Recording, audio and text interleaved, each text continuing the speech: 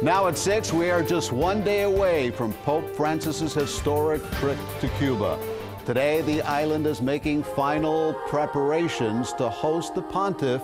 Pope Francis arrives tomorrow before traveling to the United States on Tuesday. CBS 4 anchor Rick Folbaum joins us live from Havana right now. And Rick, set the stage for us. Well, Elliot, Havana and all of Cuba is getting ready for the Pope's arrival tomorrow, and we wanted to see what the scene was like today at Revolution Plaza. This is the site of the open-air Mass that the Pope will celebrate on Sunday. It's the same location that Pope John Paul used and Pope Benedict used when they came to Havana and held open-air Masses here. And what we saw was very interesting. I've got to tell you, a very modest scene here in Havana. Nothing flashy for Francis. And that probably fits right in with this Pope's emphasis on helping the poor, and probably also, Elliot, with this country's actual lack of resources. Workers were putting the finishing touches on the riser. There has been some rain here, just like there has been in South Florida. So there were some tarps that were down protecting some of the seats. But again, tens of thousands of people are expected for that Mass on Sunday morning, and we'll be there too. And Rick, there has been so much talk about the status of the Catholic Church in Cuba. What have you found out about that?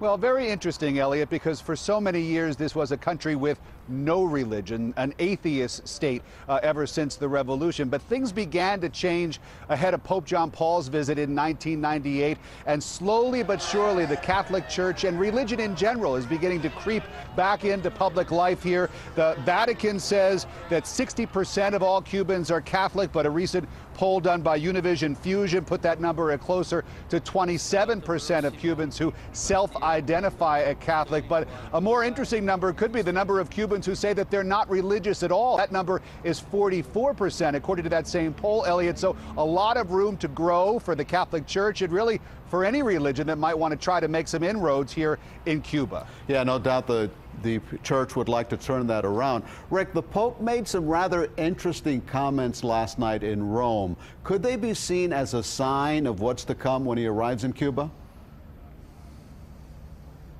Well, this is fascinating. The Pope was speaking to a group of students, American students and also Cuban students, ahead of his trip to both Cuba and the U.S. And he had some very, very harsh words, I think. Let me tell you what he said about leadership. He said, quote, "A good leader is one who is capable of bringing up other leaders. If a leader wants to lead alone," Francis said, "he is a tyrant.